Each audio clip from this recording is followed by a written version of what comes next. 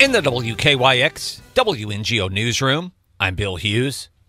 A service was held this morning at the gymnasium of Heath Middle School, formerly Heath High School, to honor the memory of 3 students who were shot and killed 20 years ago today.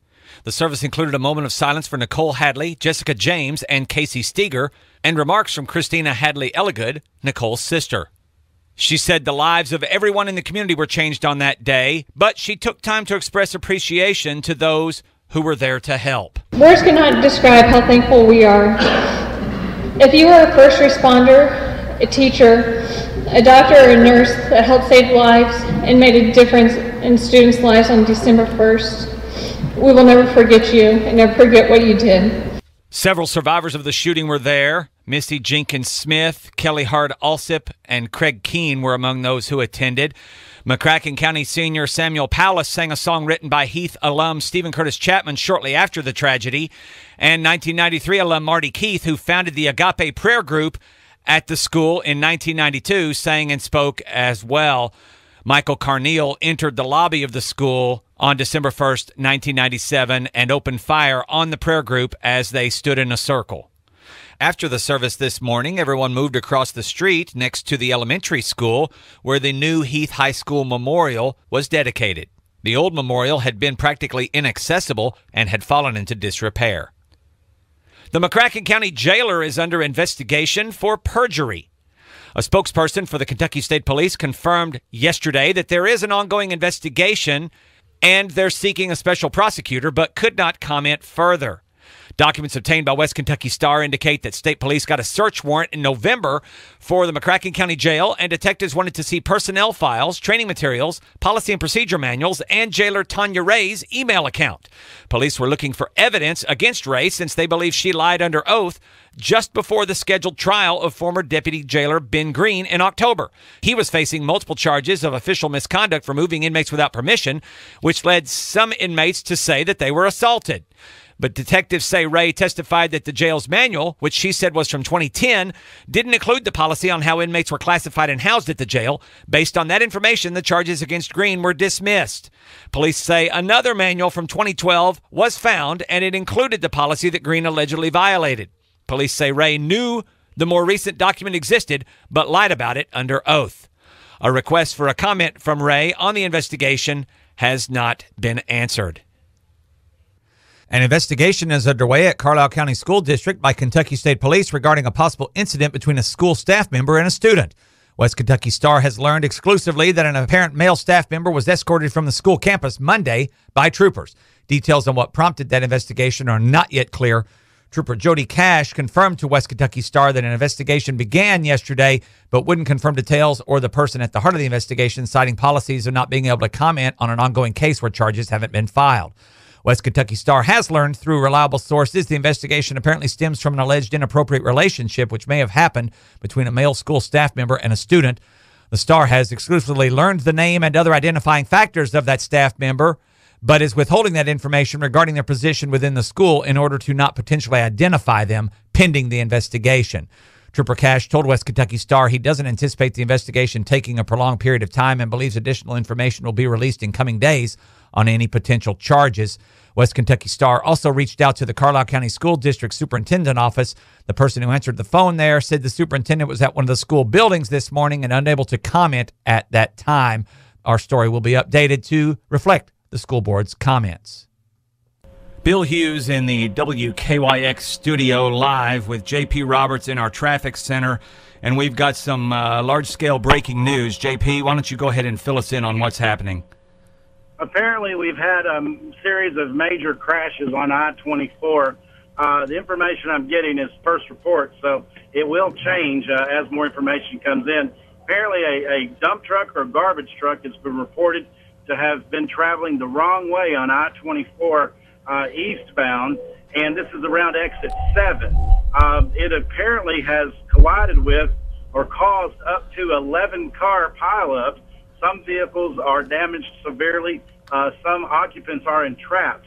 There's a whole bunch of first responders trying to get up to I-24 to help get to these people who need assistance. Right now, we've got multiple vehicles. The crashes are just scattered along the roadway, and traffic is backing up everywhere. If you're trying to get past exit 7 in the Paducah area, you're going to need to take an alternate route. Best advice would be to get off I-24 around exit 11 or 16 and then make your way around to exit 4 or exit 3. Right now, traffic going past the Lone Oak Road I-24 US 45 interchange is backed up, and it is very difficult to get through. Like I said, more information will be available. Right now, we know that there's been a series of cars and trucks that were involved, and first responders are trying to get to everyone. So avoid I-24 through the Paducah area around that interchange until further notice. Okay, so folks will be, if they're driving, they need to get off at exit 3 or 4 and go around to exit 11 and vice versa. If you're coming from Calvert City area, you need to just get off and go around using the loop or some other method to get to where you need to go then, right?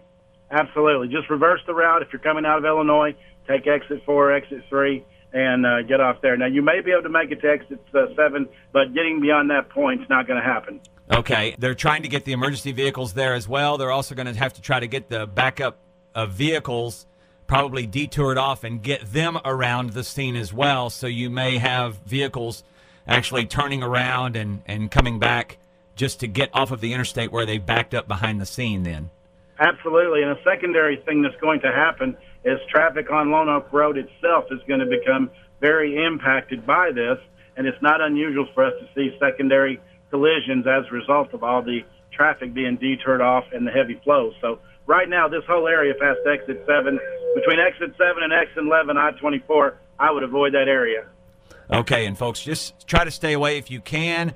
Don't worry about taking a photograph. Don't worry about seeing what it looks like. Just let the first responders get there with the traffic backed up. It's going to be hard enough for them to get there anyway, and they don't need you being one more vehicle in their path as they try to get to these people who, as JP said, some may be entrapped in their vehicles, but at least they need EMS to at least take a look at them and see what the situation is. So there you go, folks. Both ways, I-24, you just need to avoid the area of exit 7, get off the interstate, and come around Paducah another way to get to your destination. Anything else we need to add, JP? Just remember, first responders are trying to get to the scene, so if you're trapped on I-24, try to get over out of their way and clear a path for them as best that you can.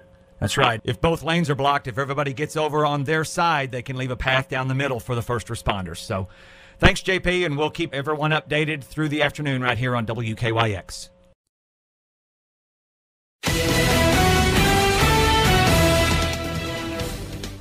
In the WKYX WNGO newsroom, I'm Bill Hughes.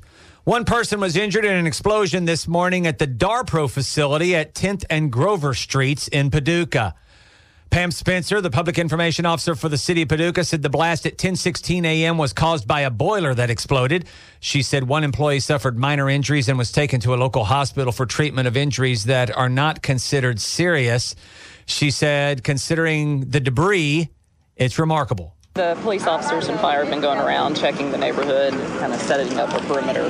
But I guess it's amazing with the size of the damage and one injury. It could have been so much worse. Emergency personnel accounted for all employees, and first responders checked on homeowners in the surrounding community as well. One piece of large debris, a piece of boiler piping, was found a block away on 11th Street. It flew over several other properties, bounced off the street, and came to rest against a bush. Fire Chief Steve Kyle with the Paducah Fire Department said ATF and the State Fire Marshal are on the scene to investigate the cause of the explosion. He said all utilities were disconnected during the morning, but crews are trying to reconnect some electricity to keep products in a refrigerated area of the plant from spoiling. An engineer is assessing the safety of the building and will consult with company officials to help them begin to reoccupy portions of the building while isolating the areas with damage. Kyle said the investigation is expected to continue for a while. Gloria Jones lives on Grover Street and said the explosion woke her up and knocked some items off of her walls. She didn't know of any damage to her home, but said this was the most excitement her neighborhood has seen for a while. Darpro is a food processing facility transforming animal byproducts into ingredients for pet foods.